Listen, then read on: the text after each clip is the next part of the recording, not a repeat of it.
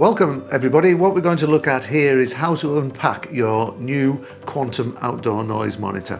Here's the box. You've just received it from the shipping company. I wanted to take you through how we actually unpack it safely and go through some of the items that you'll find inside. So first of all, I'm going to unwrap the ends, fold it forward. As you can see, there's some very secure packaging inside, and we have three interesting pieces of information on the top. First of all is a leaflet which basically says how to unpack it, and this is what we're going to follow. Also on the back of that card you should have ticked exactly what is contained in the contents, so please have a look at that to make sure that whatever you unpack actually matches what we believe here at Cirrus we've sent you. The other thing we've got is an envelope, and inside here is a very useful quick setup guide for the Quantum, and we'll come to this a little bit later.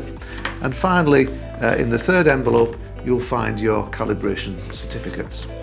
So let's follow the how to unpack your Quantum leaflet, and first of all we have to take off the first layer of foam like this, and then secondly we're going to remove this envelope here, and this contains the quick start guide, and we've also got a bag with the pull straps and an RJ45 back shell in case you're connecting your system through an Ethernet cable.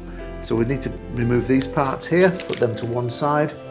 We're going to remove the next foam layer here, pop that on top, and then we've got a number of antennas, and these are in this next foam part. We're going to take these out, 1, 2, 3, and we're just going to put them to one side.